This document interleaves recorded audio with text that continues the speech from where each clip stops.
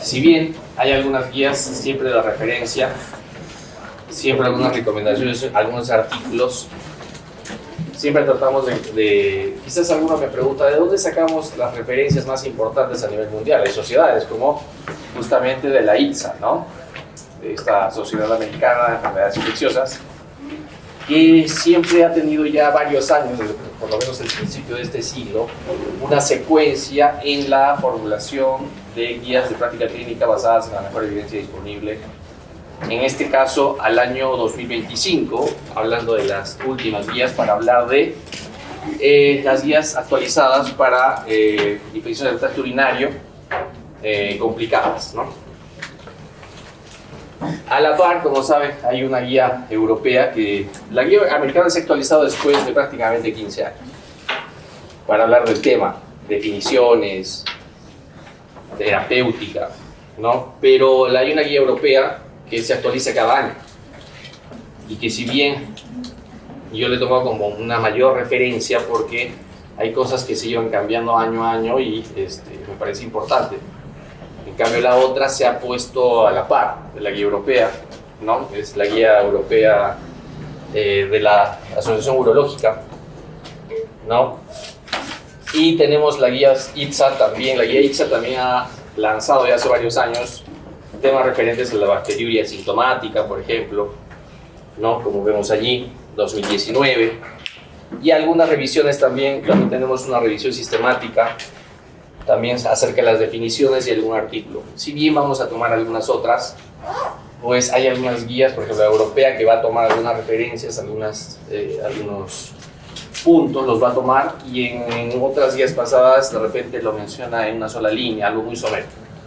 Bien, vamos a revisarlo ahora. Vamos a tratar de hacer una clase lo más importante posible.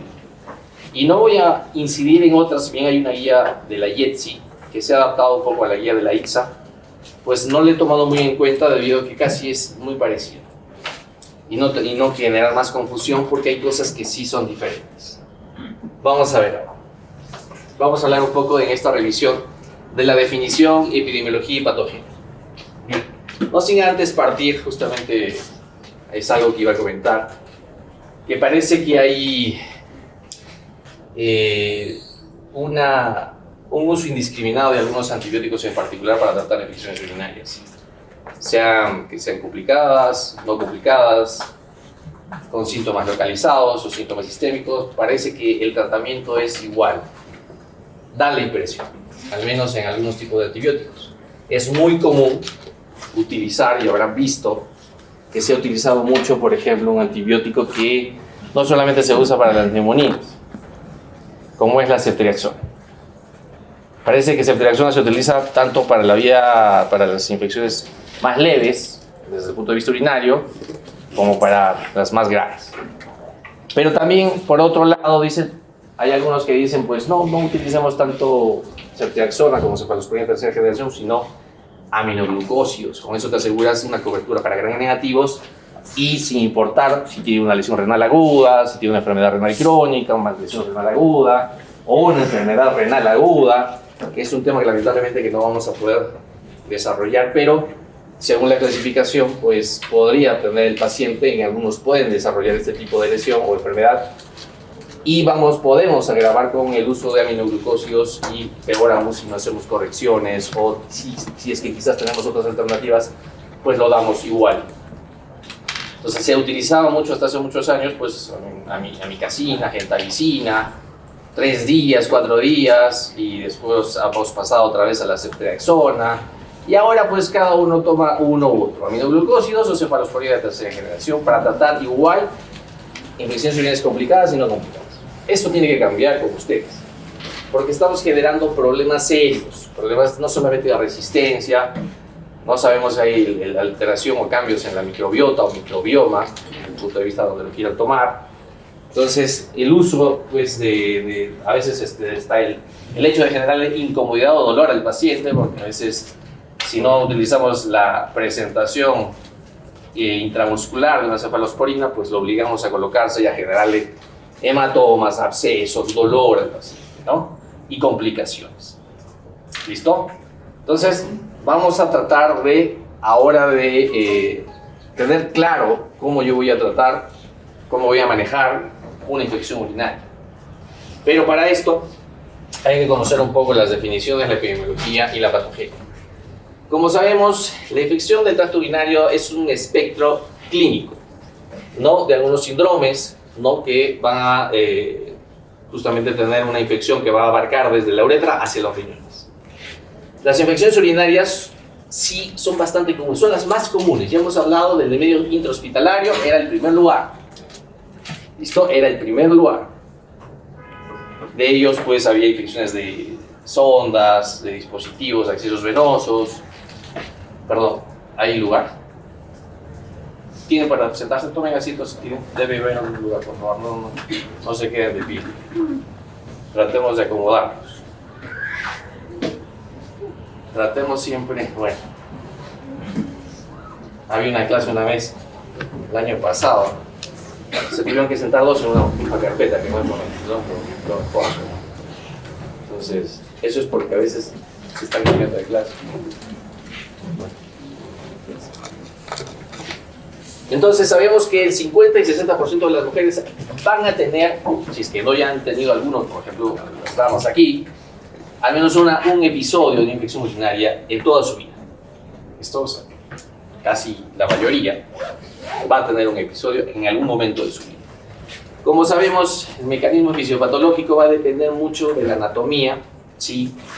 De la anatomía, si es hombre o mujer, va a depender, sí, un poco en el tema de la colonización de la uretra y el espacio periuretral, y que migran justamente hacia la vejiga y pueden migrar mucho más allá de esta barrera que ofrece la vejiga y generar una respuesta inflamatoria, que puede llegar sí a una respuesta desregulada del huésped, también ya lo conocen, como es una sepsis, con o sin signos y síntomas de shock septic.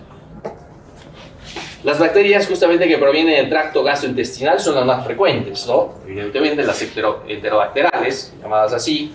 En el primer lugar, ya la archiconocida, pues la Escherichia coli en sus diferentes cepas o versiones. La Klebsiella pneumoniae y también Proteus mirabilis. Otra forma de desarrollar infecciones urinarias, justamente, no solamente es por la vía urinaria, sino también por vía sanguínea, ¿no? Por vía sanguínea puede migrar a los riñones o a la vejiga, pero esto es menos frecuente. Hay factores, como ya les mencioné, el sexo femenino, las relaciones sexuales, la diabetes mellitus y las anomalías urológicas estructurales o funcionales. Hasta aquí me voy a permitir aclarar que ha habido un cambio en los paradigmas un poco para el lado del género o del sexo. Y ahorita lo voy a aclarar. Pero hasta aquí se habla mucho de que había una diferencia anatómicamente sí, en cuanto a la colonización y a partir de ella que se produzca una infección urinaria. El diagnóstico y tratamiento depende de factores del paciente y la extensión de la enfermedad. Eso está claro. Ya sabemos que no tratamos exámenes. Y siempre me lo recuerdan, y yo lo recuerdo, porque una vez podemos tener un paciente con un cultivo positivo, con un determinado número de colonias que lo hace positivo al examen, al cultivo, y me puede salir pues una Klebsiella KPC, ya si quiere mutante o no mutante, pero el paciente no tiene síntomas o no se queja de síntomas. Entonces hay un gran número que puede optar por dar tratamiento o no. ¿Ustedes qué harían en este caso? Un paciente X, mujer, póngale unos 40 años, que tiene este cultivo positivo y se los trae a ustedes. ¿Le inician antibiótico o no? No tienen más datos que ese. A ver, ¿cuántos? Levanten la mano, ¿cuántos darían antibiótico? De repente, ¿cuántos dan antibiótico a esta paciente con Klebsiella KPC? ¿Está embarazada? No, aún. Doctor, Bueno, ya no creo que, ya no. Ya no creo, pero ¿tienen síntomas? no tiene. Se le pregunta y dicen molestias como cuáles, que quisiera saber, por ejemplo. Las clásicas: disuria, polaquiuria. Disuria, poliuria, ¿qué más? Tenesmo. Tenesmo vesical o, ¿no? O al orinar, al miccionar. Sí.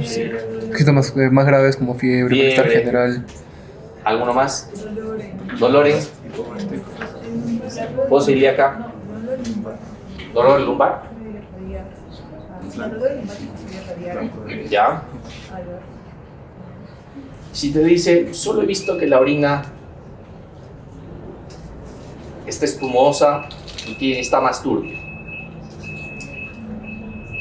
Quizás solo es lo único que refiere. No tiene disuria, plaquiuria, no tiene dolor lumbar, no tiene orinas turbias. Es más, un olor característico. No muy agradable, pero ¿le damos o no?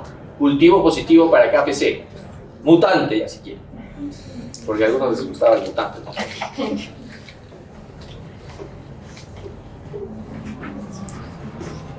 A ver, levante la mano, ¿quién da infecciones, da tratamiento para esta paciente? No esté embarazada. ¿Alguien? ¿Nadie? ¿Quiénes no dan tratamiento? No, el domingo no va. Así vamos a votar, seguro. Bueno, solo 5, 4 no dan tratamiento y los demás. A ver, ¿quiénes no dan tratamiento? A ver, levanten la mano, a ver. 1, 2, 3. Ya 10.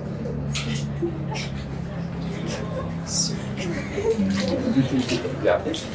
Entonces, asumo que los demás están indecisos, ¿sí? Ya. A ver, alguien que me diga por qué no, de los que ha dicho que no le dan antibióticos. Entiendo eso. A ver, ¿quién me dijo que no? A ver, ¿por qué no das antibióticos? Porque dijimos que no, ¿no? ¿O no? Es de que, o sea, siento que es una bacteria sintomática porque no tiene ningún, no presenta síntomas más que vecinos o sea, de la orina y la espuma. Y, o sea, solo le haría tratamiento si es que fuese una paciente o añosa o si estuviese embarazada. Añosa. O sea, añosa, más o menos, ¿cuántos años? Porque si me hablas de gestante añosa es otra cosa. No, este que está. Adulta mayor. Sí, adulta mayor. Una viejita. 65. Más de 65. sí le darías antibiótico. ¿Ok? Ya olvidémonos que tiene 40 años. Tiene 65 años. Sí le das. Correcto. 65 años tiene la paciente. ¿Alguien más de los que dijo que no iban a dar antibióticos se reafirman en eso? A ver, de los que levantaron la mano, no antibióticos para esta paciente, pero ya no tiene 40 años, tiene 65 años. Habían 10, 12. ¿Alguien? ¿Da o no da? Ahora sí le da. ¿Sí? ¿Sí? Puede ser. No. A ver, ¿por qué no? Lo que tenía entendido es que en bacteriuria sintomática ahora solo se daba tratamiento en caso de embarazo. Solamente en caso de embarazo. O sea, ya por descarte no puede embarazar. Capaz no lo sabemos. No. No sé. Asumimos que no está embarazada. Ok. Entonces, es una bacteriuria sintomática. Parece. Sí, parece. ¿Lo puedes confirmar? ¿Estás segura que puede ser una bacteriuria sintomática o no?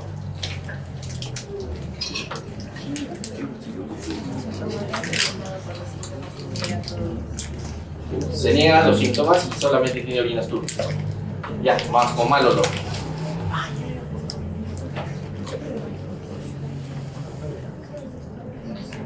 Encima es diabética, ya. Dijo que es diabética. ¿Ya? ¿Ahora sí? Ahora sí. Ahora sí, tiene factor de Ya. riesgo. Primer factor. Ok. Es diabética. Y con eso cerramos. Sí. Yo creo que Tiene 67 años. 70 yo creo. Y es diabético. Y cuando se hacía un procedimiento de riesgo, o sea, para pacientes. Ya. ¿Por qué? Porque estás asumiendo que ya es una bacteriuria sintomática. Que no tiene síntomas. ¿Y por qué no tiene síntomas? Sobre todo porque no tiene síntomas, a pesar que su orina está con mal olor. Turbia. Es más, No sé, ya lo sé. verde. Orina verde.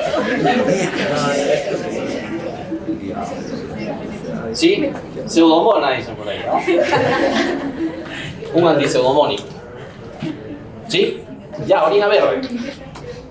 ¿Ahora sí le das? Ahora le das. Ya, ok. Ya, vamos a desglosar aquello porque creo que algunos tienen diferentes algunas ideas o criterios para dar o no dar antibióticos, ¿no? Algunos no tienen ya. No solamente el problema son los síntomas, como veremos, ¿no? Algunos amigos no tienen síntomas, pero sí tienen factores de riesgo, de edad, si es diabética. Vamos a ver. Vamos a darnos cuenta de eso. Bien. Eso lo hemos visto. Si bien esta diapositiva es importante porque hay síntomas frecuentes y son considerados como típicos. Sí, acá podemos hablar de típicos, síntomas típicos. Tanto para hablar, por ejemplo, de signos y síntomas para infección urinaria, ya sea cistitis aguda o pielonefritis. Dejo esa pregunta del caso suelta, ¿ya? Por un motivo en especial, y ahora lo vamos a ver. Miren, justamente me dijo, doctor, ¿tiene disuria? ¿Tiene polaquiuria? De repente tiene urgencia para miccionar, ¿no? Esos son los más frecuentes y está establecido, pero lo que hemos tratado de colocar en rojo no es los más frecuentes, sino los que son mucho más particulares, porque como verán casi los tres primeros son para los considerados cistitis aguda, pielonefritis aguda y una infección urinaria de fenotipo no especificado. Como se darán cuenta, se repiten casi en el mismo porcentaje en este trabajo, justamente de la ITSA. Pero ¿qué se presenta más frecuente en hablar de cistitis aguda? ¿Ya?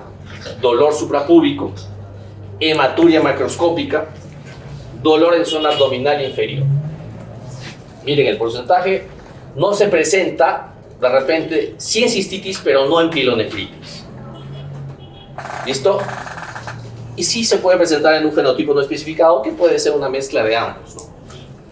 Pero en pielonefritis aguda y de largo es particularmente frecuente encontrar el dolor en flanco o sensibilidad en el ángulo costovertebral, ¿no? Algunos ya por sus clases de semiología ya habrán visto de que el signo de Giordano o la puño-percusión lumbar, que a veces era exageradamente y dolorosa, ya no debe hacerse así, ¿verdad? Porque algunos y la paciente hasta un trauma renal puede tener y generamos hematura. Por eso solamente es un dolor en el flanco, que puede ser en el flanco, en el abdomen o en la zona, hacia la zona lumbar, o una sensibilidad, o sea, que hay que palpar suavemente en el ángulo justamente de la 12ª costilla con el borde de la columna y palpar suavemente y ver si hay una sensibilidad o molestia en esa zona. Miren, pielonefritis, el mayor porcentaje de frecuencia, pero también se viene acompañado en la pielonefritis la fiebre, escalofríos, ¿no? Rigores, náuseas, vómitos y síntomas también no específicos, ¿no? Que algunos lo consideran las náuseas, vómitos o un dolor difuso, no bien localizado en el abdomen, ¿no? Eso para hablar particularmente de cada uno. ¿Listo? Pero no siempre vamos a tener un paciente con síntomas de cistitis claramente identificables o pielonefritis aguda. Podemos tener un paciente que tiene un fenotipo no muy claro. Y allí surge el problema, ¿no? Si le voy a tratar o no lo voy a tratar. Ahora bien, ¿cómo hacemos el diagnóstico? El diagnóstico. Porque algunos dicen, factores de riesgo, no necesito exámenes. Vamos a ver, diagnóstico justamente se va a hacer principalmente por la presencia de síntomas típicos, sí, obviamente si lo tiene en buena hora, y puede confirmarse por dos pruebas principales del laboratorio: el examen de orina y el urocultivo. Eso está claro desde mucho tiempo. Hay dos pruebas principales dentro de los exámenes de análisis de orina: la microscopía de orina y la tira reactiva en orina. Sabiendo que, por ejemplo, las tiras reactivas muchas veces no están disponibles, pueden evaluar hasta 11, 12 parámetros de acuerdo a los colores, ¿no? ¿Ya han utilizado tiras reactivas para orina alguna vez? ¿Alguien? ¿Sí?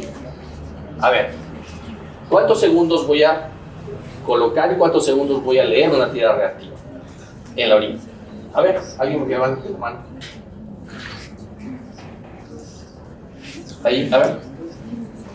¿Cómo hacemos? Una tira reactiva viene, ¿no? En un frasco, tiene colores. ¿Y cómo hacemos? ¿Cómo utilizamos la tira reactiva? Porque es posible que la tengamos, pero hay que saber utilizar.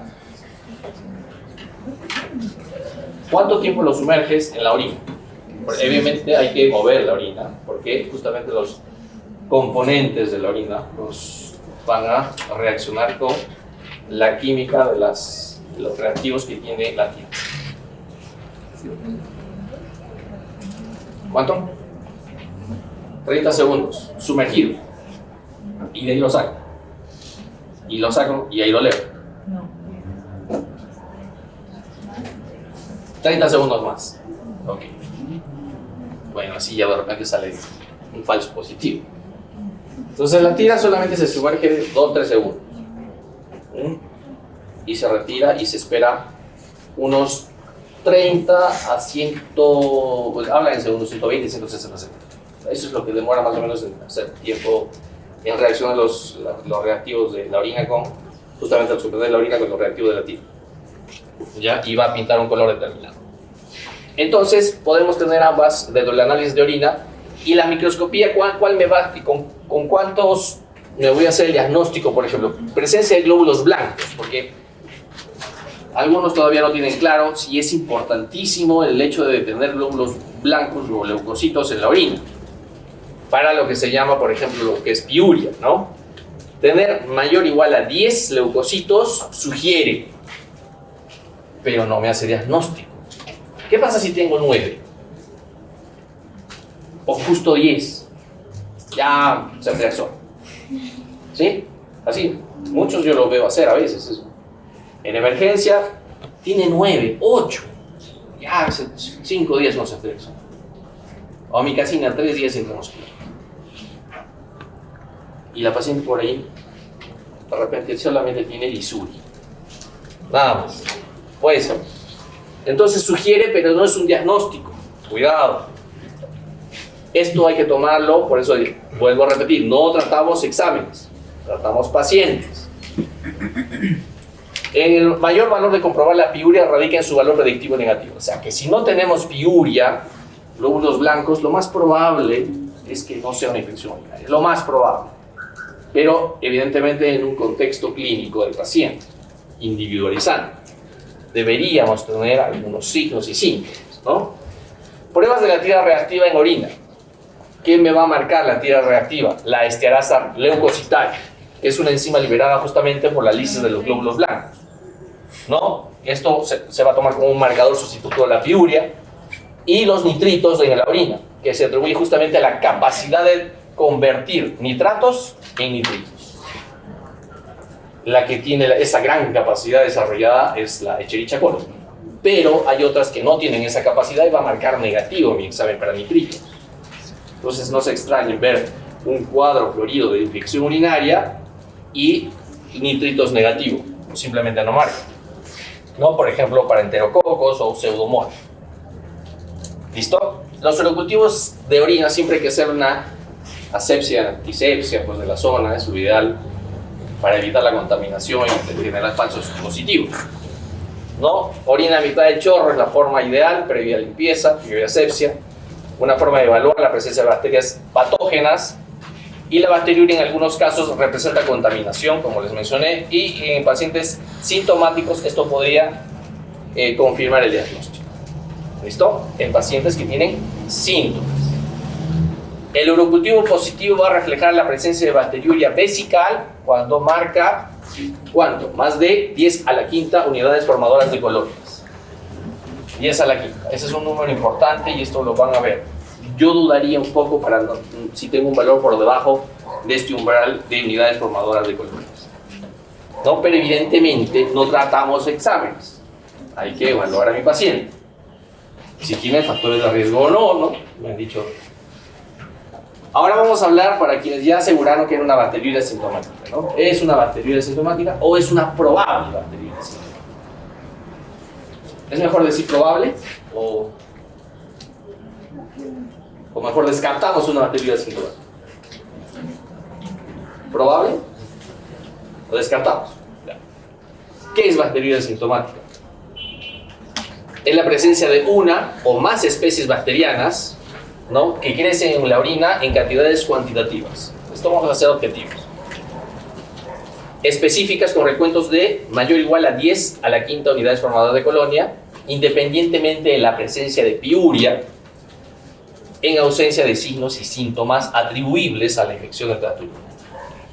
Entonces no debería haber signos ni síntomas urinarios.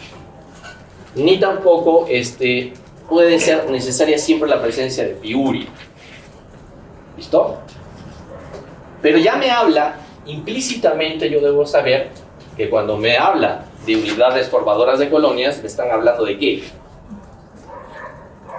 ¿De qué? ¿De un sedimento? ¿De un urocultivo? ¿De un antibiograma? ¿De qué me está hablando cuando me ponen esas unidades formadoras de colonia? Urocultivo, ¿no? Antibiograma es lo que yo puedo realizar la exposición de un antibiótico, varios antibióticos, a la bacteria identificada o aislada, ¿no?, que se complementa al urocultivo. Eso que quede claro, por favor, ¿eh?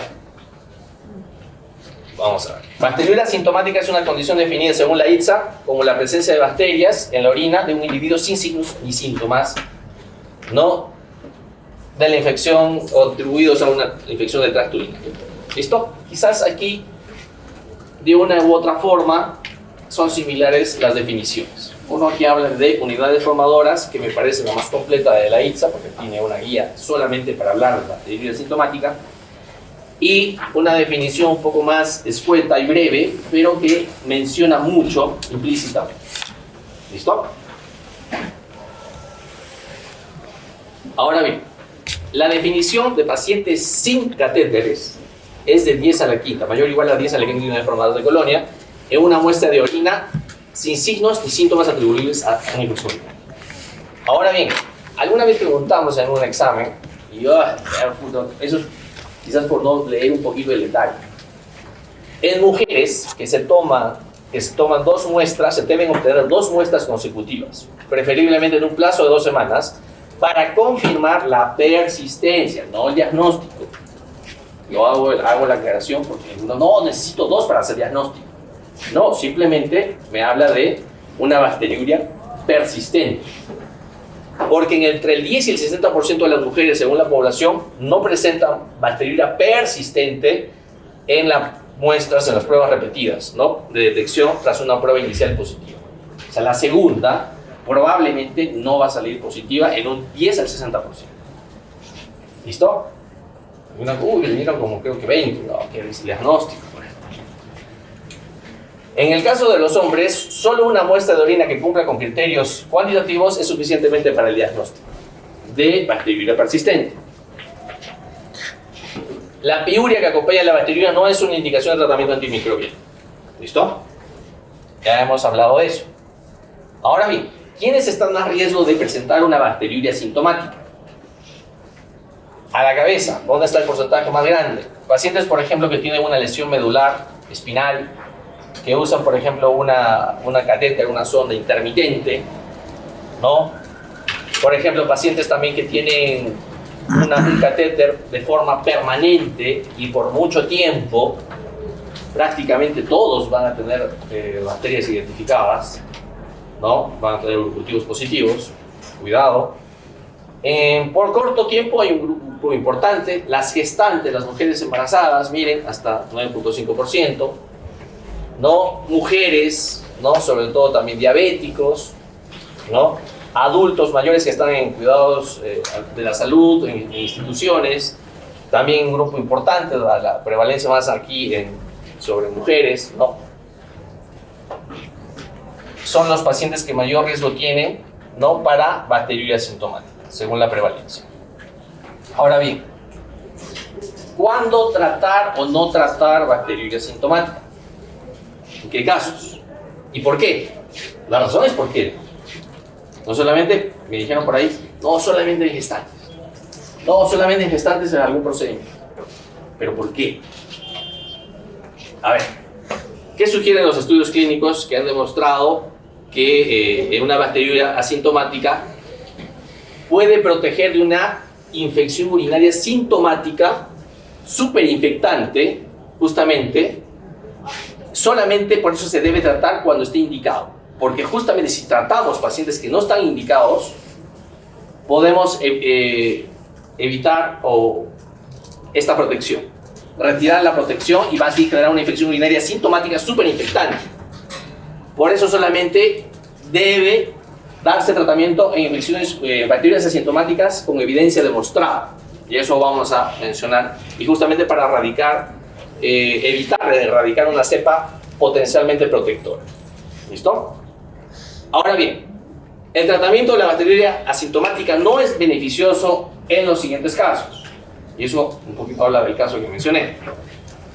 No es beneficioso en los siguientes casos. Mujeres sin factores de riesgo. Pacientes con diabetes mellitus bien controlada. Mujeres posmenopáusicas.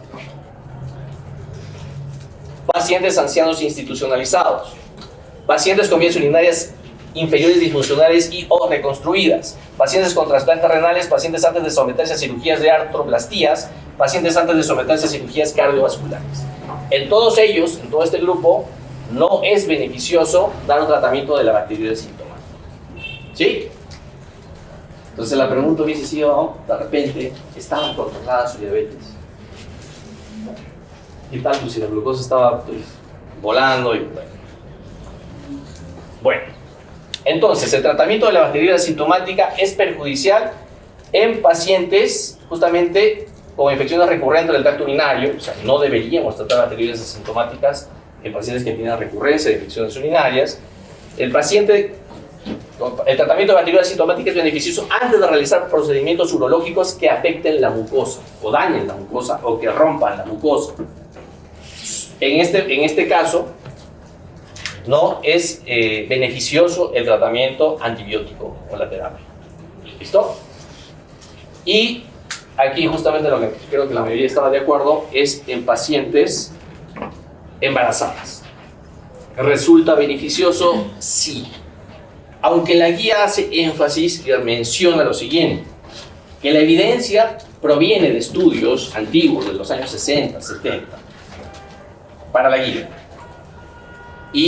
Pero hay un estudio reciente que muestra que la bacteriuria asintomática en gestantes que no han sido tratadas, pues es beneficioso en relación al placebo para justamente disminuir o evitar desarrollar pielonefritis, ¿no? En la gestante, ¿no? En pacientes que tienen gestantes que tienen bacteriuria asintomática. Es más, la guía actual, como la ITSA, menciona que hay más metaanálisis, 2, hasta 3, llegando con ensayos clínicos controlados, que se ha visto que tratar a una gestante con bacteriuria asintomática no solamente es beneficioso para evitar pielonefritis, sino partos prematuros y recién nacidos con bajo peso. ¿Listo? Entonces, ese es el motivo para tratar gestantes con bacteriuria asintomática. Bien, hasta aquí. En el caso podría hablar del probable, ¿no? ¿Qué faltaba para yo confirmar? Hasta acá. ¿Qué necesitaba yo para decir sí? Porque es una bacteriuria asintomática. El cultivo. ¿Ya? Eso es lo que acabamos de mencionar. Faltaba el cultivo. Teniendo un cultivo positivo, con una bacteria identificada y quizás ya realizándole un antibiograma, podría afirmar que era una bacteriuria asintomática cuando el paciente no tiene ni signos ni síntomas, ¿no? Atribuidos a una infección urinaria. ¿Listo? ¿Queda claro hasta allí? Entonces, una bacteriuria asintomática que si se decide erradicarla, el tratamiento debe adaptarse, por lo tanto, a la sensibilidad de los fármacos del patógeno identificado. Los fármacos de acuerdo a la susceptibilidad o sensibilidad del patógeno. ¿Listo? Y el tratamiento debe ser personalizado y no empírico. Bien. Ya está claro hasta aquí. Me parece que debería estar claro. Ahora bien, vamos a dejar por un lado ya la bacteriuria asintomática, que es un poco el caso, ¿no?, en mención, salvo algunas aclaraciones. La guía 2025, en relación a las guías 2000 anteriores de la Asociación Europea de Urología, o de enfermedades urológicas, ha hecho un cambio importante ya el año pasado. Este recuadro de arriba, evidentemente para los que están presentes, y lo tengo que mencionar, es lo que se estaba manejando hasta hace 2 años. Hasta hace 2 años, que lo clasificaba la infección urinaria como no complicada y complicada. La no complicada hablaba de clasificarlo como una cistitis aguda, pielonefritis no complicada y una infección recurrente, porque tenía bajo riesgo de desarrollar sepsis, con o sin shock septic. Y la infección urinaria complicada, que tenía un alto riesgo de desarrollar sepsis, con o sin shock séptico, pues se refería a la cistitis complicada, pielonefritis complicada, infección recurrente complicada, además de la infección urinaria asociada al catéter, la infección en varones y que todos tenían desarrollo alto riesgo de desarrollar sepsis. Esto cambió. Y se rompe acá un paradigma que les mencioné, el lado de considerar a los varones, por el simple hecho de ser varones, anatómicamente, y decir, esta es una infección urinaria complicada. O sea, basta que ustedes miraban a un paciente varón y tenía síntomas de dolor lumbar, fiebre, disuria, esta es una infección urinaria complicada, y por lo tanto tenía alto riesgo de desarrollar sepsis, y por lo tanto le damos tratamiento como una infección urinaria complicada. Esto cambia. Este es el paradigma, ya no nos basemos tanto en el género, en el sexo, porque eso ya cambió. Y ahora, si bien la guía europea del año pasado ya habla ya no de infección urinaria complicada y no complicada, sino una infección urinaria localizada, con síntomas localizados, lo que es en la actualidad para la ITSA, infección urinaria no complicada, porque la ITSA mantiene de alguna manera, pero la clasificación no complicada y complicada, pero la definición es distinta. Y ahorita les voy a presentar. La guía europea menciona, por lo tanto, infección urinaria localizada y una infección urinaria sistémica o con síntomas sistémicos. Esa es la nueva clasificación, que no se pueden confundir porque simplemente estoy hablando de lo mismo. Lo único que hay que fijarse en la definición, lo que contiene cada uno. Cistitis. Cuando hablamos de una infección urinaria localizada, o hablar de cistitis, es una infección que hay signos y síntomas típicos, por ejemplo, ya hablamos de la poliaquiuria, la urgencia miccional, dolor suprapúbico, y sin signos ni síntomas de una infección sistémica, lo que sí hay en la infección urinaria sistémica. Aplica a ambos sexos. Y puede haber factores de riesgo presentes y deben abordarse. Esto para la infección urinaria localizada, llamada básicamente cistitis. Y la infección urinaria sistémica me habla de signos y síntomas de infección sistémica. Puede acá ya haber fiebre, escalofríos, ¿no? Y acá también puede haber síntomas típicos de los que ya hemos mencionado, pero ya abarca, por ejemplo, patologías, hablar de, por ejemplo, una pielonefritis o prostatitis. Puede haber factores de riesgo, sí, y deben abordarse también. Por lo tanto, comparativamente, infección urinaria localizada versus sistémica. En la localizada podemos tener pues, los típicos disuria, ardor, escozor, dolor, urgencia, poliaquiuria, incontinencia, supuración uretral o secreción uretral, presión, parestesias, puede haber en la parte inferior del abdomen, dolor. En la infección con síntomas sistémicos, evidentemente fiebre, pero puede haber también hipotermia, escalofríos, temblores, delirio, hipotensión, shock, taquicardia, ¿no? y el dolor o la sensibilidad en el ángulo costo vertebral. ¿Listo? Ahora bien, este es lo que yo les mencioné, es lo nuevo de la guía ITSA. La clasificación esta es la antigua, ¿no? El hecho de ser una adulta mayor, posmenopáusica, ya lo consideraba complicada también, ¿no? En mi caso. Ya porque tenga la edad, no, ya es complicado. No, trátalo como complicado. Pues antes era así, pues, ¿no? Las pacientes no complicadas, y tú no complicada para las premenopáusicas, cistitis en mujeres no embarazadas, hablaba de una pielonefritis en no complicados, y lo complicado era todo lo demás. Incluía pues el varones con infección, síndrome de infección urinaria. Y la nueva clasificación ya es más anatómica. Es anatómica, yo creo, no tanto ya si es género, si es que es la edad, porque habla de una infección urinaria no complicada en la nueva clasificación de la ITSA como una infección confinada a la vejiga en mujeres o también en hombres afebriles. ¿Listo? Y la complicada, pues, cuando pasa de esta barrera de la vejiga, hay ya una infección que va más allá, tanto en hombres como en mujeres, incluye que la pielonefritis, la infección febril, la infección urinaria febril con bacteriemia o sin ella, la infección urinaria asociada al catéter o sonda y la prostatitis. ¿Listo? La infección urinaria complicada pues sugiere síntomas sistémicos también, ¿no? Sistémicos es lo mismo que hablamos en la guía europea, como la fiebre, ¿no? Escalofríos, los rigores, temblores, inestabilidad hemodinámica, dolor en el flanco, desensibilidad en el ángulo costo vertebral. Por lo tanto, se correlaciona directamente la infección con síntomas sistémicos con la infección urinaria complicada de la ITSA, ¿no? En relación a la europea. Es solo eso. Simplemente hay que ver lo que abarca ahora.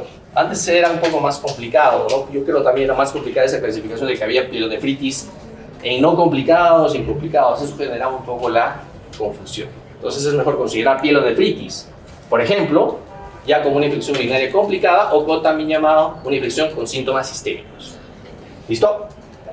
La pielonefritis está incluida en la infección urinaria complicada, la infección urinaria con síntomas sistémicos asociada, por ejemplo, al catéter, al cateterismo transuretral, suprapúbico o intermitente también se considera como infección urinaria complicada. Los pacientes con infección urinaria también pueden tener, por ejemplo, ¿qué condiciones? Catéter urinario permanente, una vejiga neurogénica o neurógena, una obstrucción urinaria, por ejemplo, ¿cuál? Clásica en gente joven. Sí, puede ser en adultos mayores, ¿no? A partir de los 50 años, con más riesgo de obstrucciones postrenales, ¿no? Como la hiperplasia de próstata, pero en jóvenes, por ejemplo, la litiasis renal, ¿no? Que los cálculos más frecuentes son de calcio, oxalato y fosfato. Segundo lugar, ácido úrico. Tercer lugar, estrubita. Cuarto lugar, cistina. Pregunta exacta, ¿no? Pues siempre les gusta preguntar en ese orden el componente más frecuente de la litiasis renal. De lejos, pues los de calcio, ¿no? De lejos. Sumado fosfato y oxalato hacen el 80-90%. Pero de oxalato es el mayor porcentaje. Bien. Esto era la clasificación anterior de la guía europea. Miren, y acá lo voy a dejar ya un poco en desuso porque me hablaba pues, de mujeres no embarazadas, premenopáusicas, en las no complicadas, en las complicadas ya hablaba del varón, pues ya eso ya quedó desterrado, pues ya no se basa en que si el varón es complicado, no, hay varones que no son complicados. Hitos recurrentes, esto sí es igual. Hitos recurrentes. Hablamos de infección urinaria recurrente. ¿Cuál? Cuando hay 2 episodios de infecciones en 6 meses, 2 o más, o 3 en un año. ¿Sí? Infección asociada al catéter, ahorita lo vamos a ver en detalle, y la urosepsis. Acá también es algo que ha cambiado, ¿no? Porque ya, como entenderán, como recibí notificaciones de algunos de ustedes, doctor, ¿qué hacemos con el Quit Sofa? ¿Seguimos usando o ya no? ¿El SIRS? ¿O ya seguimos o ya no? Y si viene una pregunta de examen, ¿vamos a seguir usándolos o ya no? Eso vamos a ver ahora. ¿Cuáles son los patógenos más frecuentes? Miren, aquí de arranque el más frecuente, excepto en la sociedad del catéter, pero todas las demás, es la Escherichia coli.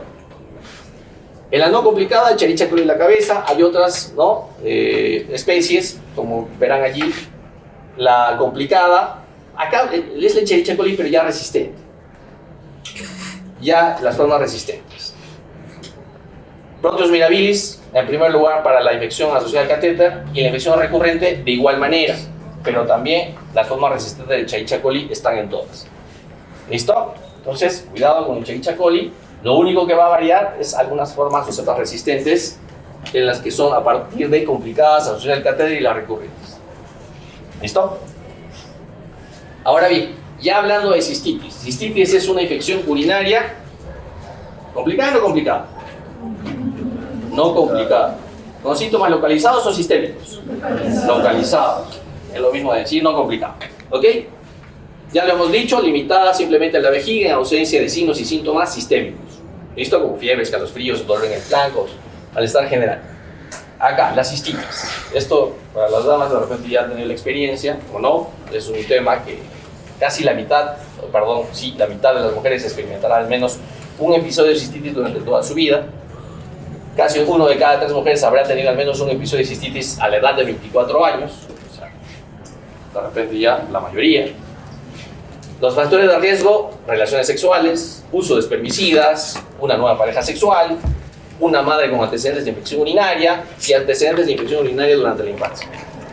La mayoría de los casos de cistitis ya sabemos que son por Escherichia coli. Ahora, ¿cómo hacemos el diagnóstico? Si bien puedo tener síntomas haciendo una anamnesis, una historia clínica, puedo tener síntomas frecuentes, ¿verdad? ¿Cuáles son los síntomas frecuentes? Dijimos disuria, polancuria y una urgencia miccional. Pero no tiene que haber flujo vaginal para que sea una cistitis, ¿ok? Ya con esto ya no hablamos de cistitis si hay flujo o secreción vaginal. Podría ser de repente una candidiasis, una vaginosis, una vaginitis, eso va a depender. Pero ya no deja de ser una cistitis. En mujeres con edad avanzada, los síntomas genitourinarios no están necesariamente relacionados a cistitis. Solamente en pacientes con adultas mayores quizás, allí no suelo encontrar los síntomas más frecuentes. Cuidado.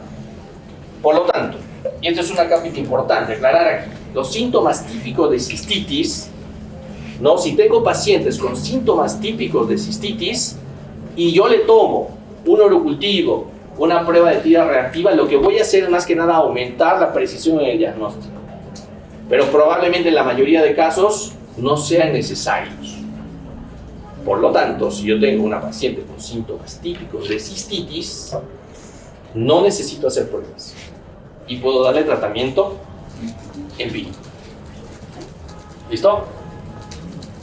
¿Queda claro? Solamente aumenta el diagnóstico, y si no está claro el diagnóstico, podríamos utilizar la tira reactiva, ¿no? Para aumentar la probabilidad del diagnóstico, y se tomaría un urocultivo en pacientes con síntomas atípicos, ¿no? En el caso de la diapositiva que vimos un fenotipo no claro o no especificado, no específico, podríamos hacer un urocultivo y en el que el diagnóstico sí me podría dar teniendo 10 a las 5 unidades formadas de colonias. ¿Listo? Para iniciar una terapia antibiótica. Bien, cistitis en mujeres. Lo mismo, ya les dije que no tiene que ver flujo vaginal. Si yo tengo síntomas típicos en la historia, en la anamnesis, pues con eso me basta para dar terapéutica. Pero en quienes, por ejemplo, utilicen la prueba reactiva, pues si no está muy claro, pues no, en caso de cistitis. Pero en quienes puedo realizar pues urocultivos que ya hemos mencionado, sospecha de infección sistémica del tracto urinario, síntomas que no desaparecen o reaparecen dentro de 4 semanas posteriores a la finalización del tratamiento, mujeres que presentan síntomas atípicos, pacientes con alto riesgo de infección por patógenos resistentes a antimicrobianos y mujeres gestantes. ¿Sí? En ellos sí. De igual forma, ¿qué menciona la guía europea? El éxito clínico en el tratamiento pues, de la cistitis es significativamente más probable tratadas con antimicrobianos que con el placebo. O sea, debo tratar.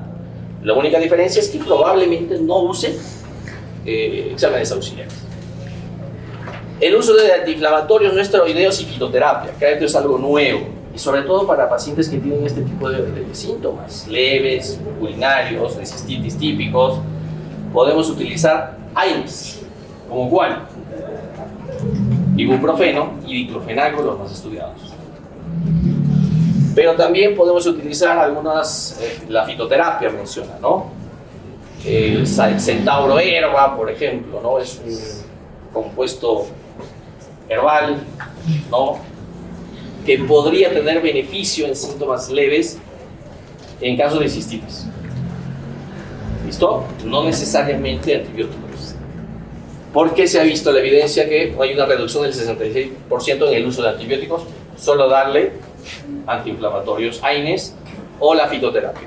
No se recomienda utilizar aminopenicilinas, amoxicilina, ampicilinas, ¿no? Ya no son adecuadas para la terapia antimicrobiana para cistitis debido a la alteración en la microbiota, ¿no? Efectos ecológicos negativos, altas tasas de resistencia y porque tienen evidentemente mayor selectividad por las BLE, ¿no? Por las productoras de beta-lactamasas de espectro extendido. Prescribir, por ejemplo, para los casos de cistitis se puede prescribir ¿qué cosa? Fosfomicina, drometamol, bismecilina, nitrofurantoína, nitroxolina, como tratamiento de primera línea para cistitis en mujeres. ¿Listo? Esto acabado. Esto quizás ha variado un poco. Hay algunos nuevos en relación a los años anteriores. Por ejemplo, no utilice aminopenicilinas, ya hemos dicho la razón, ni tampoco fluoroquinolonas para tratar cistitis. Hay otros también que a todo el día dar ciprofloxacin. Dale ciprofloxacin para la cistitis. No deberíamos usar. Cistitis en embarazadas. ¿Cuáles son de elección? Cistitis, como también para lo que es, ya hemos dicho, bacteriurias asintomáticas. ¿Sí? Una opción adecuada es utilizar, por ejemplo, penicilinas, cefalosporinas, fosfomicina, nitrofurantoína, excepto en el caso de deficiencia de glucosa 6-fosfato deshidrogenasa. ¿Listo? Evidentemente esto, como sabemos, la nitrofurantoína es potencialmente oxidante, va a dar justamente esta enzima, glucosa 6-fosfato deshidrogenasa, una protección antioxidante frente a la nitrofurantoína. ¿Para evitar qué? Destrucción, lisis del glóbulo rojo y evitar anemia hemolítica. Es por eso que no lo debo dar en casos que haya comprobada pues, una deficiencia de esta enzima, ¿no? Y durante el final del embarazo. Trimethoprim, excepto en el primer trimestre, y sulfonamidas, excepto en el último trimestre. Y eso vamos a hablar en un momento. Cistitis en hombres. Sí, hay cistitis en hombres también.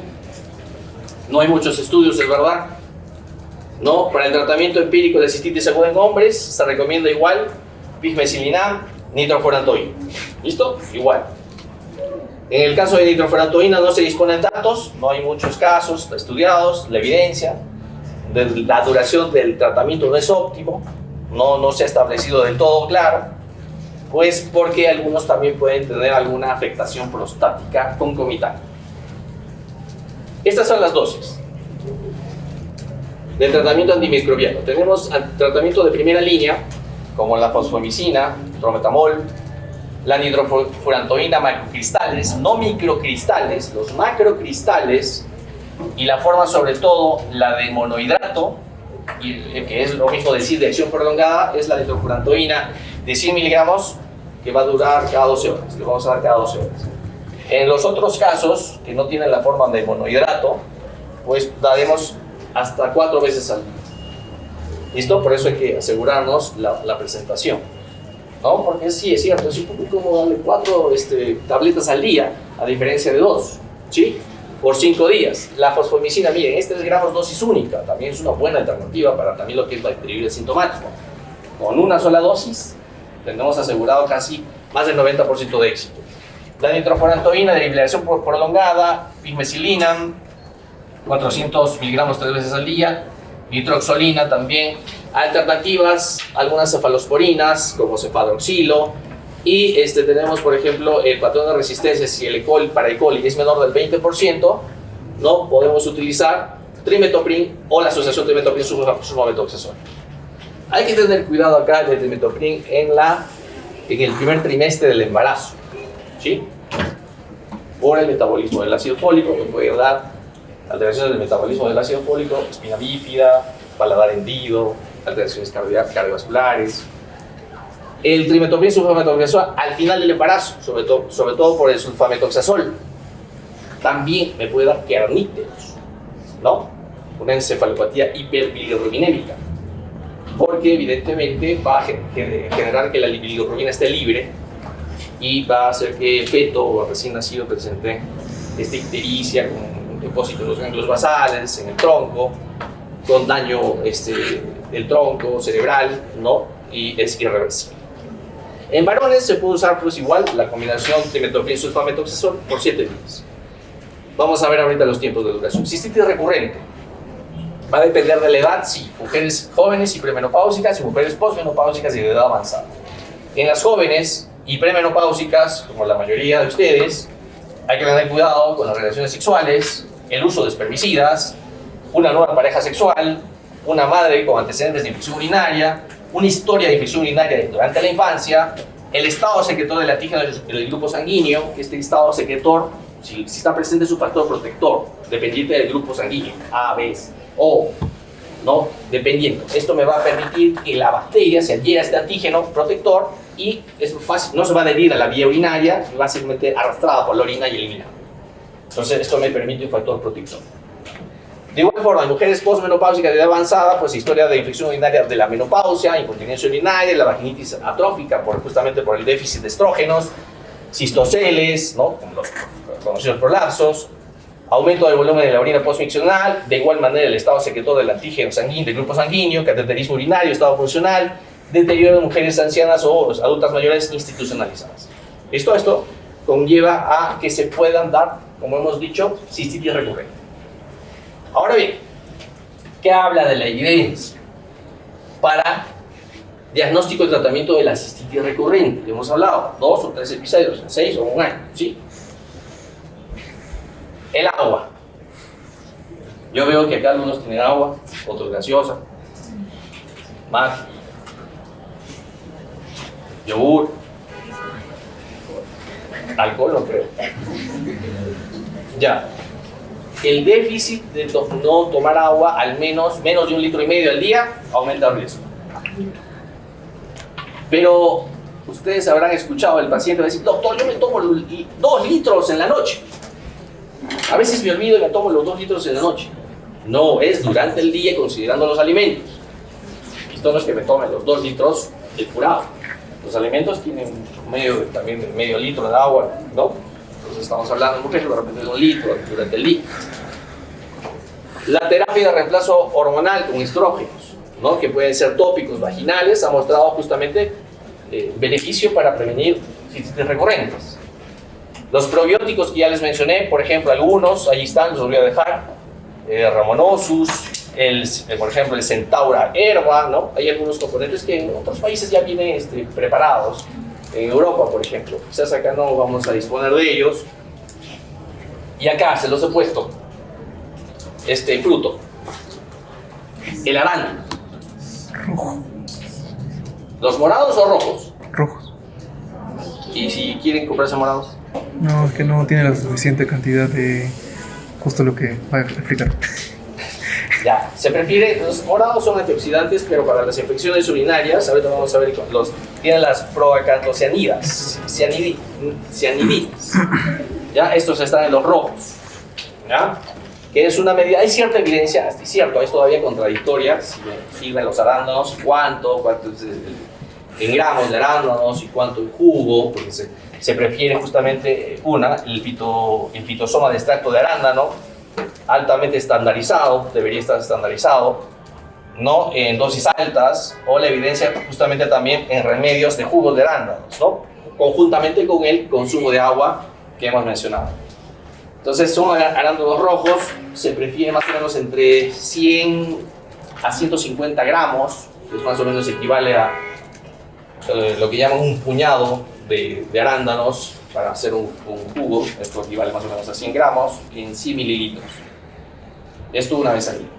¿Listo? Para pacientes que tienen cistitis recurrente y también en algunos pacientes que no la tengan recurrente, de forma recurrente. También es beneficioso, pero La evidencia es cierto, todavía hay algunos estudios contradictorios.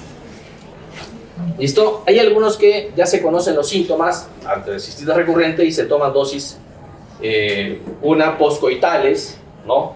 O también cuando presentan síntomas, se dan algunos, se automedican, se puede, y eso está indicado siempre y cuando el paciente ya conozca sus síntomas frecuentes típicos, pueden darse, automedicarse una dosis por un corto tiempo de antibióticos.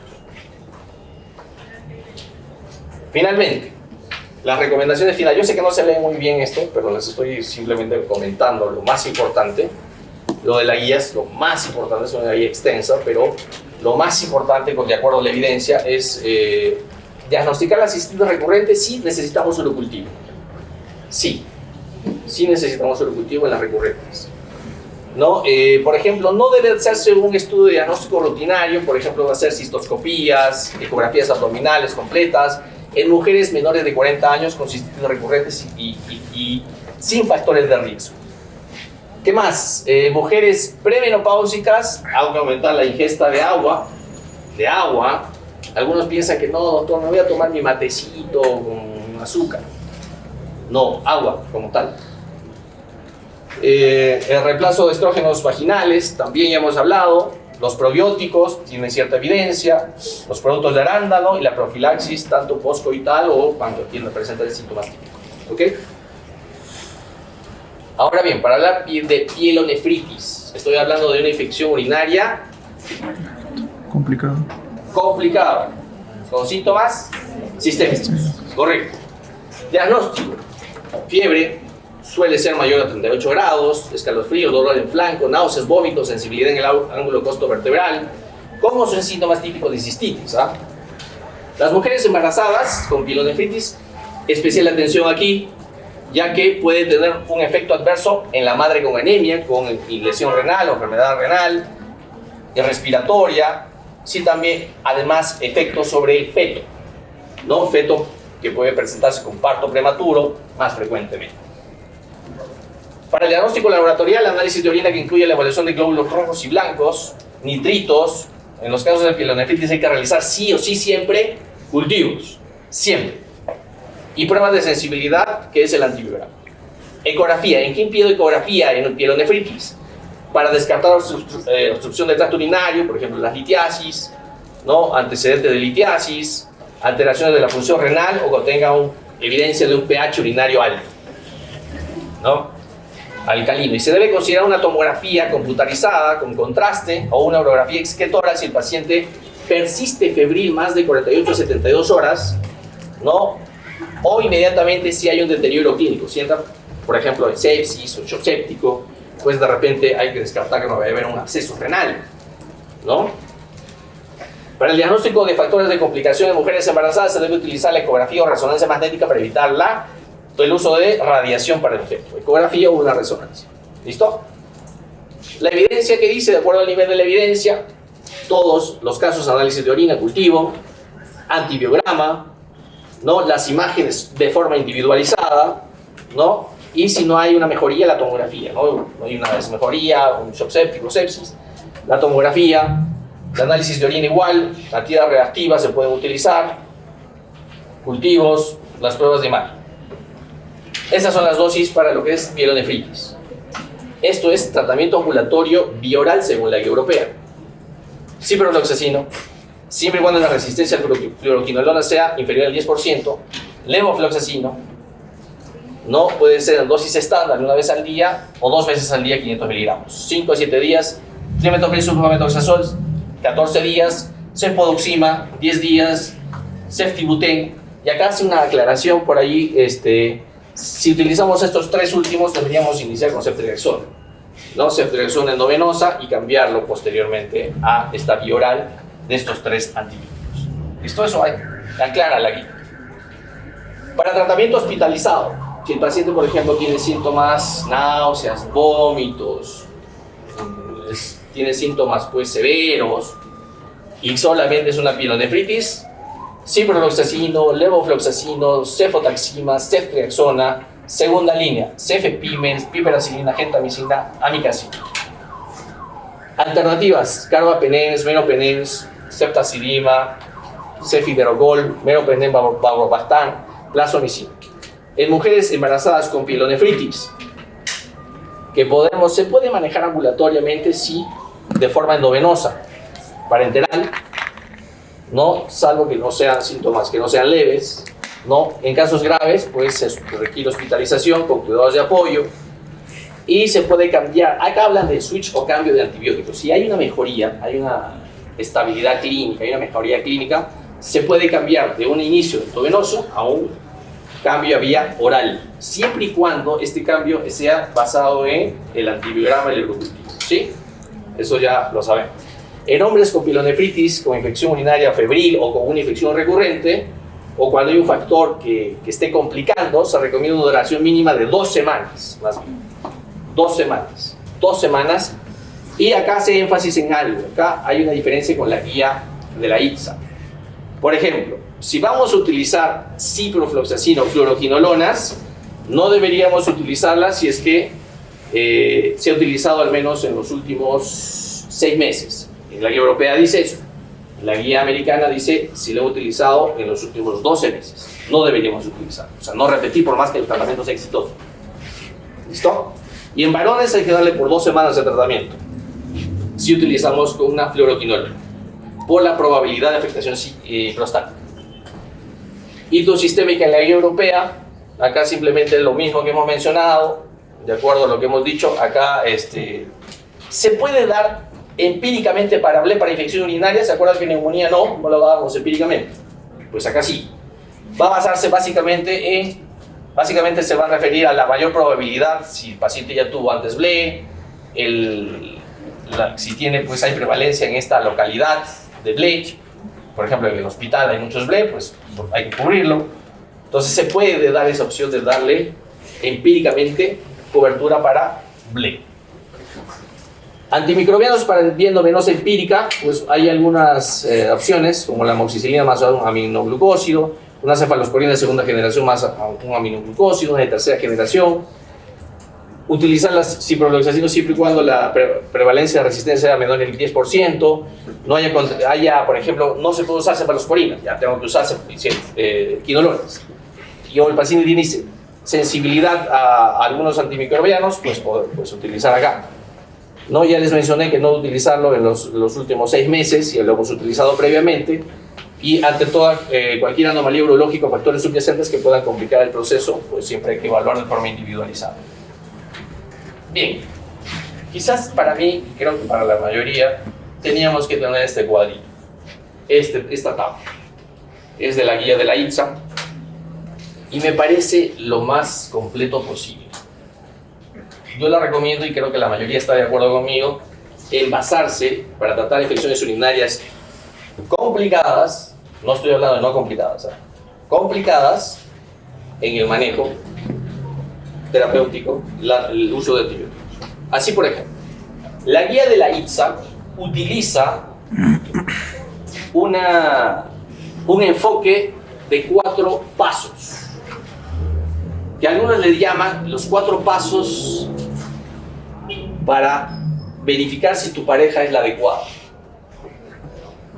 para que no se olvide. O sea, si una persona, hay que basarse en estos 4 pasos para ver qué antibiótico le voy a dar, o saber si es que esta pareja te conviene o no. Por ejemplo, si yo miro a mi paciente o a su pareja, tendré que saber si este paciente tiene pues una infección severa. Tendré que ver pues, si tiene riesgo, si es promiscuo, ¿no? Si tiene riesgo de infecciones infectocontagiosas. Para hablar de esto, me habla si este paciente tiene sepsis, tiene una infección severa. Eso es lo primero que yo tengo que saber. O está en shock séptico. Porque de esto va a depender qué antibiótico voy a utilizar. Y si está en esa situación de sepsis, por ejemplo, como sin shock séptico, una alternativa de tratamiento es dar carbapenems. No arranco con carbapenems, ¿ah? Hay algunos que quieren dar carbapenems desde el inicio, ¿no? En ictus complicadas. Ese es un punto importante, saber qué tipo de infección tiene esta persona que voy a tratar, considerando que es su pareja. Qué grave puede ser. Segundo, factores de riesgo de resistencia. Lo que les hablaba de la promiscuidad, si tuvo varias parejas sexuales,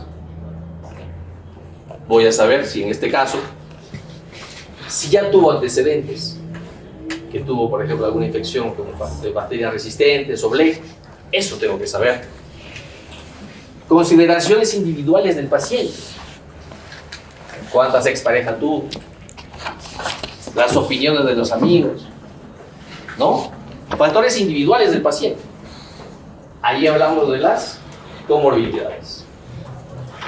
Y finalmente, si el paciente está en sepsis, pues aquí voy a utilizar acá solamente la sepsis, o con sin shock séptico, debería utilizar el antibiograma. Debería utilizar el antibiograma.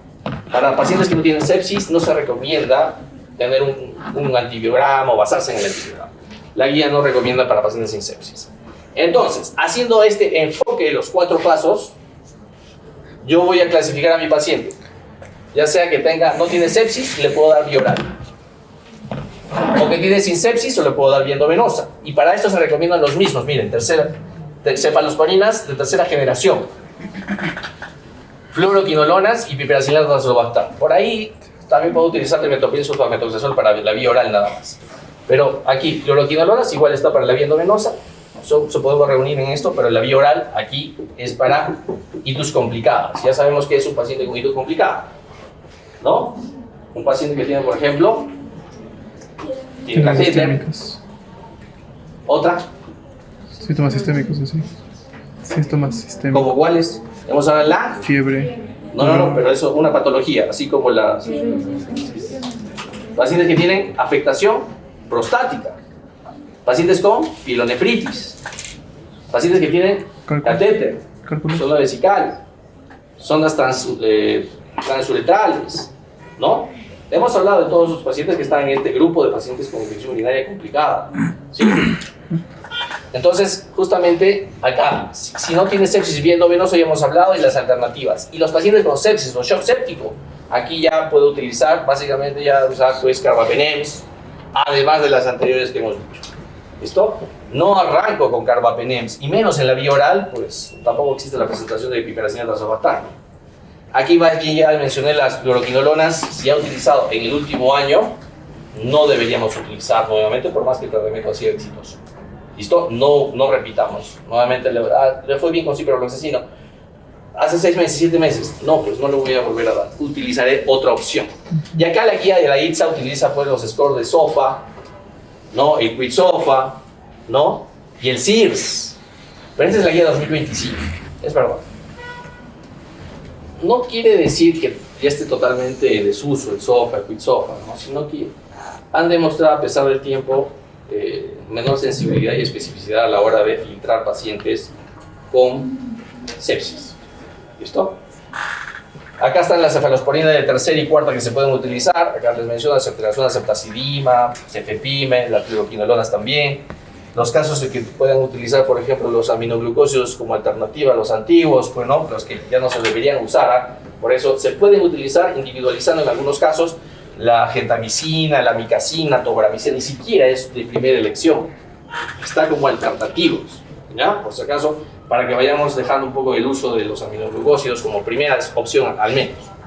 Y no utilicen acá itus complicadas, no se recomienda usar nitrofurantoína ni fosfomicina trometamol porque no tienen una buena biodisponibilidad para infecciones urinarias complicadas, ¿no? En el parénquima renal ni en sangre.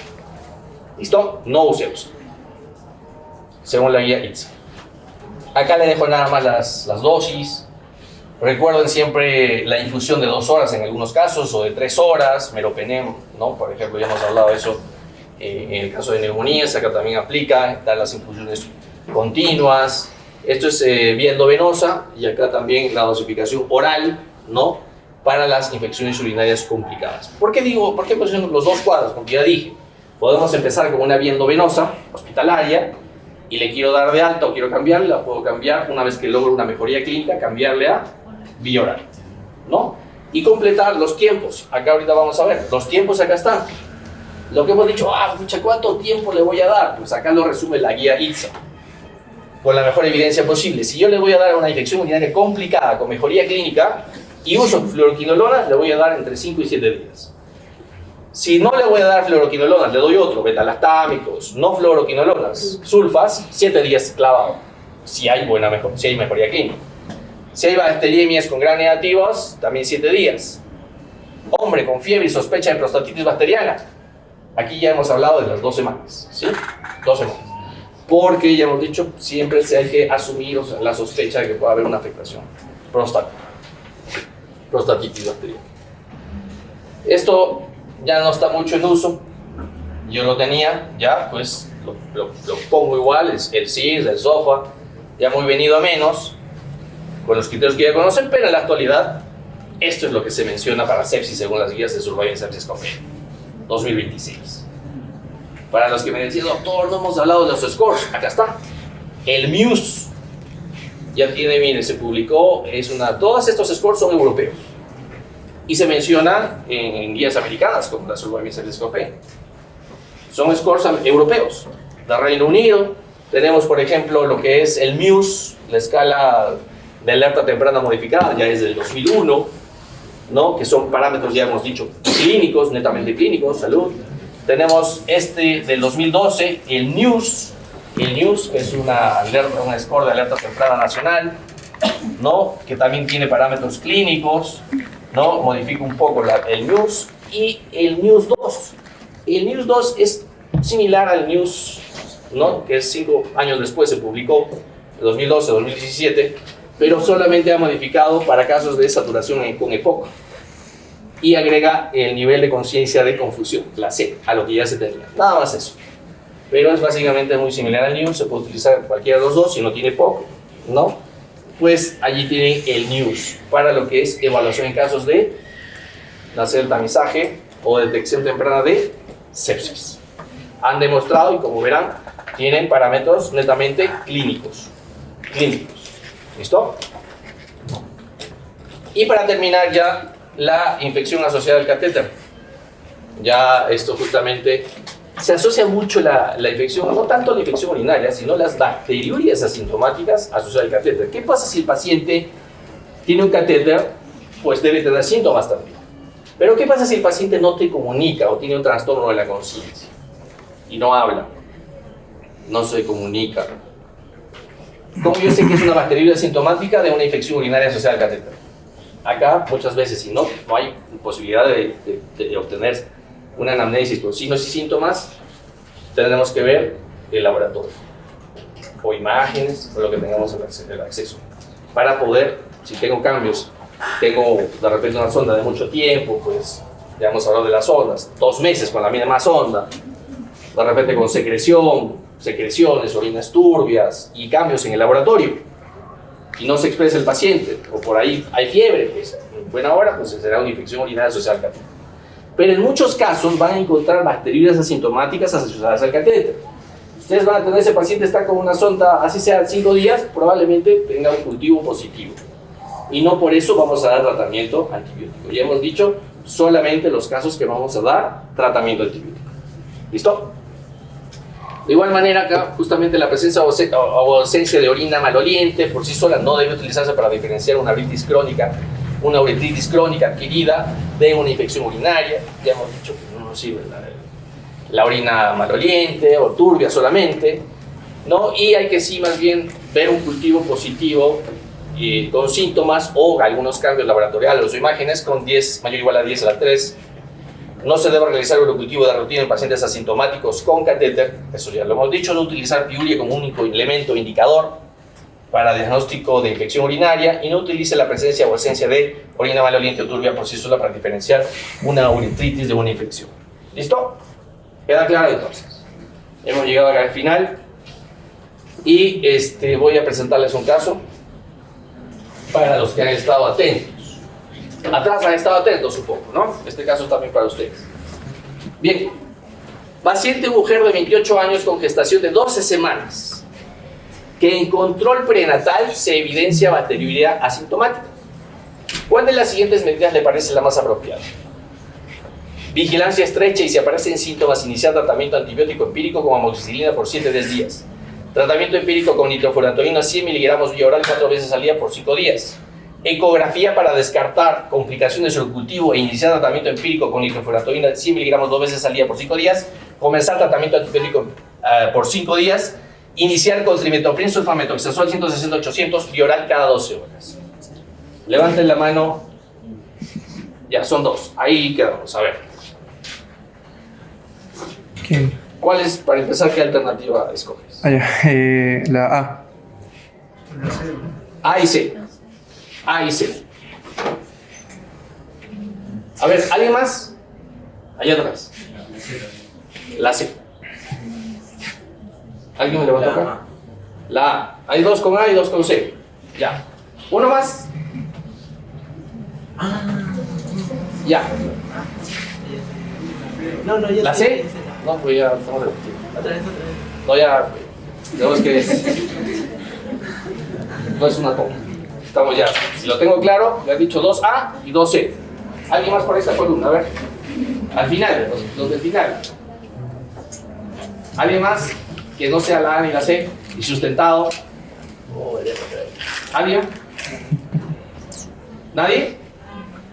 A ver. La veo. Sí. La B, ya. Queda ahí. La A, la B y la C. Nadie me escogió ni la D ni la E. Ok. Ok. ¿Por qué la A? Para cambiar. ¿Por qué? Bueno, en primer lugar, es una paciente con el sintomático. O sea, es que está ante 12 semanas. Lo ideal sería iniciar con un antibiótico el cual pueda cubrir, ¿no? Pero en primer lugar, sí, quiero cambiar la relativa, pero sí, pudiera ¿Alguien me dijo fundamentar. la A también? ¿La A? ¿Alguien que me dijo la A? La A también me dijo, pero ya quiso cambiar también. Es que es la otra. Ya, ¿alguien más que me... Ya, la B. No, me dijeron la C, ¿no? La C. ¿Quién me levantó la C? A ver, la C, ¿por qué? Bueno, por descarte primero comencé a descartar la última. Ya, es una buena estrategia. ¿Por qué descarté la última? Porque el trimetopril está asociado en el primer trimestre. ¿Qué produce? ¿Qué puede producir? ¿Qué cosa? Produce mal desarrollo del sistema nervioso. Ya. Dijimos en el primer trimestre, 12 semanas, puede alterar el metabolismo del ácido fólico, puede generar espina bífida, alteraciones cardiovasculares, falada renal. ¿Sí? Por eso no se recomienda. Correcto. Muy bien eliminada. ¿Cuál más has eliminado? Todas las demás. Pueden comenzar A ver, ¿por qué la A no? ¿Por qué la A no? Porque, como ya lo hemos hablado, doctor, la paciente gestante que tenga bacteriuria positiva, sin síntomas, tiene que ser tratada. Ya, la vigilancia para nada. No la vigilo. Y solo si presenta síntomas, le doy tratamiento. Pero aparte de amoxicilina, doctor, usted dijo que no tiene que ser como... Ya, por eso la descartamos. Ya, está bien. Amoxicilina dijimos, las aminopenicilinas no son de utilidad. Correcto. Ahí vamos bien. Me dijiste la C, ¿no? ¿Y la B? Tratamiento empírico con nitrofurantoína 100 cada 4 veces al día. No es aparte que no es la respuesta más completa, porque tenemos que hacer más estudios que son las Más estudios. Claro, por ecografía, de tratar complicaciones, objetivos, o sea, es más compleja la respuesta. Ok. ¿Y la B? Comenzar el tratamiento antibiótico por 5 días. Muy amigo. Es la C. Es la C. ¿Quién me dijo la alternativa que no era A ni B? Creo que me dijo la C. No, la B me dijo, ¿no? La B, ¿por qué? Bueno, porque es una gestante que tiene una bacteria sintomática y está indicada en iniciar el tratamiento. Y bueno, como está en el primer trimestre, pues no asociamos lo mismo. Y escojo la nitrofurantoína porque bueno, sí está indicada, o sea, sí es posible dar nitrofurantoína. Es cierto que la presentación no es buena, pero... Ya. Ok. No es la presentación la mejor. ¿Cuál le darías? ¿Qué presentación? La de monohidrato. Monohidrato. 2 veces. Ya. Bien. Voy a volver a leer la pregunta. ¿Ya? O el caso. 28 años, paciente joven, gestante, 12 semanas, primer trimestre, que tiene en un control prenatal evidencia de bacteriuria asintomática. Y vuelvo a repetir, lo dije al inicio. ¿Cómo hago el diagnóstico de bacteriuria asintomática? Con urocultivo. Y si yo tengo un urocultivo con bacterias más al 10 a la 5 unidades formadas de colonia, ¿es tratamiento empírico o tratamiento en base a la susceptibilidad? Por lo tanto, ¿será empírico o ya no empírico? Ya no es empírico.